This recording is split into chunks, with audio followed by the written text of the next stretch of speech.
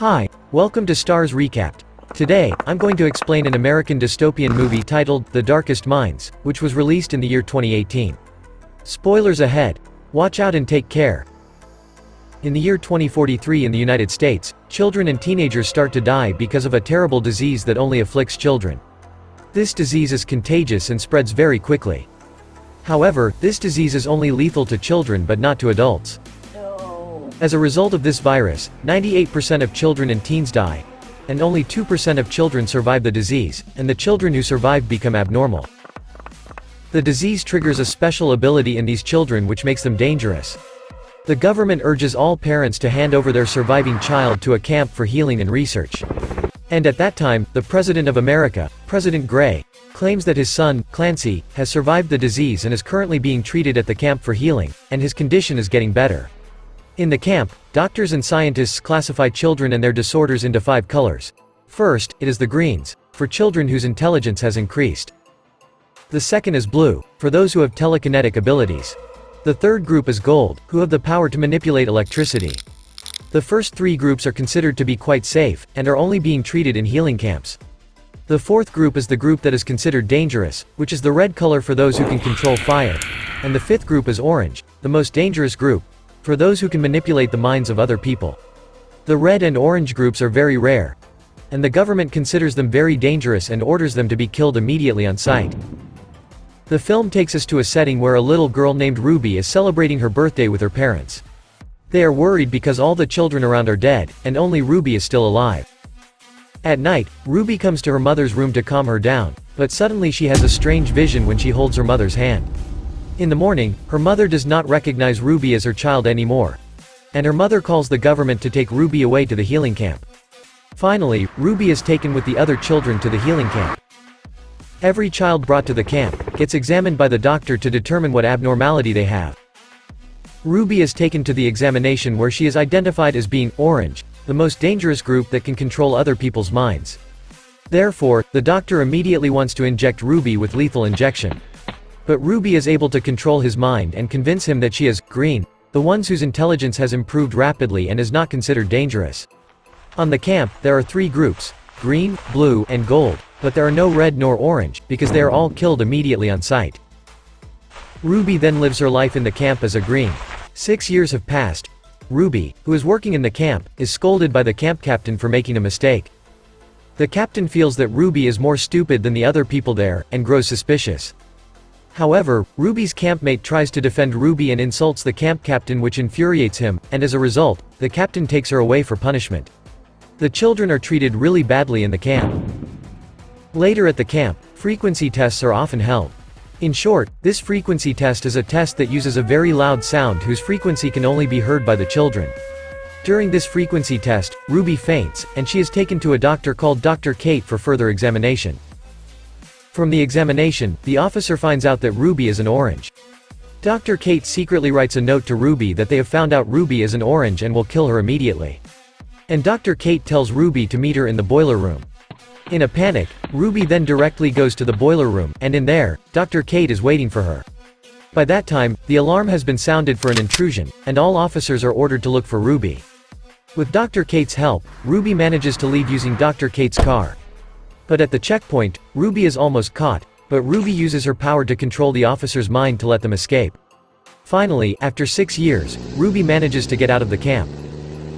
In the car, Kate gives Ruby a panic button that can be activated as a tracker if she is in danger. Kate explains that she is part of the Children's League, whose mission is to save children from the camp and fight the government.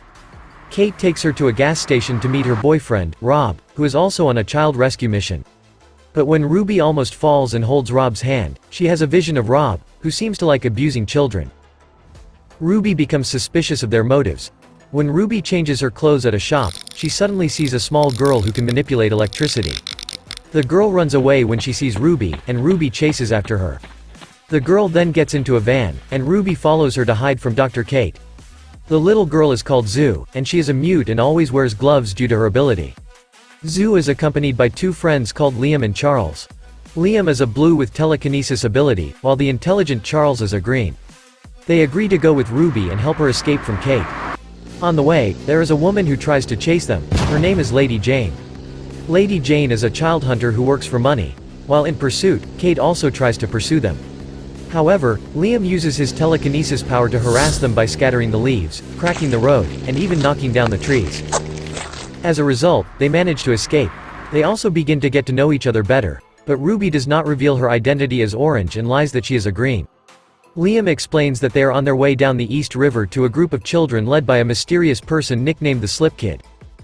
They don't know the identity of the Slip Kid, but it looks like he's an Orange who can control people's minds. He also explains that the Children's League led by Dr. Kate is not a good place to stay. He used to be in the Children's League, where they train children to use their abilities to fight against the government. Liam didn't like the idea of becoming a soldier, and so he eventually left the League. Meanwhile, Ruby and the others spend the night at an inn. Ruby remembers the time with her parents. It is revealed that she couldn't really control her ability, and because of that, she accidentally erased her parents' memories of her when she was a kid. While sleeping, Ruby accidentally touches Zoo's hand and then gets a memory that Zoo, where she used to be in a government camp, but eventually, she and hundreds of other children rebelled and fled, and the rebellion was led by Liam. Because of the trauma during her life at the camp, Zoo became mute. In the morning, they go to a long-abandoned mall to shop and pick up some supplies. They really enjoy their moment together, since they never have a normal childhood. But suddenly, their bodies are lifted and controlled by a group of people. Luckily, Zoo uses her electric power to stop it. It turns out that they are also a group of children who have telekinesis abilities. At night, they talk about the Children's Association in the East River and its very secret nature. They know where East River is, but they can't tell Ruby and her friends the exact location because it's a secret they cannot tell. However, Ruby uses her telepathy secretly to make one of them unconsciously gives a clue about the location, which is the letter EDO. Later that night, the genius Charles tries to figure out what EDO is, but he finds nothing. However, after speaking with Ruby about her father being a cop, Charles starts to realize that EDO might be a radio frequency. He concludes that E represents 5, D represents 4, and O represents 0.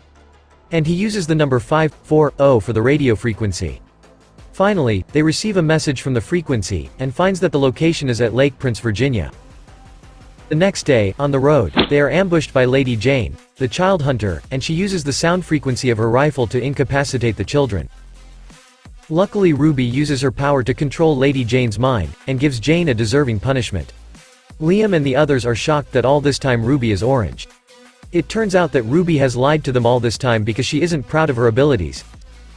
Sometime later, Ruby confides with Liam about her past. And they start to fall in love with each other. Finally, they continue their journey and arrive at Lake Prince, Virginia. There, they meet other children like themselves. They are so amazed because they haven't seen that many children in a very long time. They also meet the Slip Kid, and it turns out that all this time, he is the son of the president, Clancy Gray. Clancy is an Orange, just like Ruby. At night, they have a party. Liam and Ruby dance together romantically. In the morning, they are all given an assignment, and Ruby is assigned to help Clancy. Clancy tells Ruby that he is one of the first people to survive the terrible disease. The government used him to experiment to create a cure. But the doctor failed, and his father, the president, lied to the public that they had found the cure. Clancy eventually escaped and formed a children's association where all the children can live safely. Clancy then teaches Ruby how to control her power and control other people's minds without touching their hands, and Ruby finally succeeds. In return, Ruby teaches him how to erase people's memories. However, during this process, Clancy controls her mind and tries to kiss her. Ruby is distraught, and she hits him and leaves. Ruby and her friends finally decide to leave the place. But while on the run, they are ambushed by troops from the camp. Liam tries to fight back, but suddenly he becomes unconscious. It turns out that Clancy has made him unconscious. It is revealed that all this time, Clancy has been the mastermind behind it all.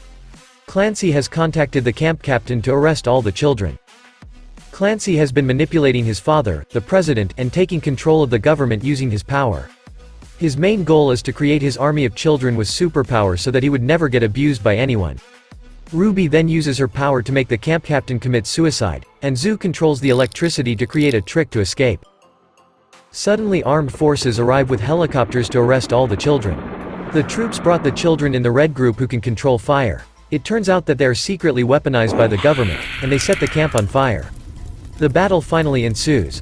The Red Army tries to burn Liam and his friends, but Liam uses his power to retaliate. But suddenly, Clancy comes in the middle of the battle and manipulates the minds of all the children there. Liam and the others are forced to leave the location and leave Ruby there, because only Ruby has the power to face Clancy. Ruby uses her ability to create her army. However, Clancy shows his brutal nature, and controls their mind to kill themselves by shooting each other. Clancy then tries to use his new memory erasing powers to turn Ruby to his side, and forget her friends. But Ruby uses her power to control the pilot's mind, and the helicopter crashes and explodes. Ruby manages to escape the explosion with the help of Charles, but unfortunately, Charles gets burnt, and he is severely injured, leaving Ruby no choice but to use her panic button to call the Children's League for help. The next morning, the League squad comes to pick them all up. Charles is immediately taken to the hospital for treatment, while Zoo is adopted by a good family, but Liam is arrested by the League because he has betrayed the League before. The League considers Liam knows too much about the League to be left free. Ruby meets Kate and bargains to release Liam by promising to be a soldier in the League, and fight against the government alongside them. However, Kate is sure that Liam will never leave without Ruby, and he won't let Ruby join the League. Finally, Ruby meets Liam. Liam explains that he wants the two of them to stay together and discuss plans for both of them in the future. But Ruby is forced to erase herself from Liam's memory, so that Liam can be released and so that she can join and fight with the Children's League. All memories of Ruby from their first meeting in the van, chatting together and dancing together, are all gone from his memory. Suddenly Liam doesn't remember anything about Ruby and Liam leaves. Ruby then cries as she sees Liam leave. At the end of the story, Ruby joins and trains with the Children's League. But there is more. The struggle of Ruby and her friends is far from over. Because it turns out that Clancy is still alive. And a fierce battle between the two sides will be inevitable. That's my explanation for the movie, The Darkest Minds. So what do you guys think about the movie? Write in the comment. Subscribe for more videos like this, turn on notifications, and leave a like to help the channel out. Thank you for watching.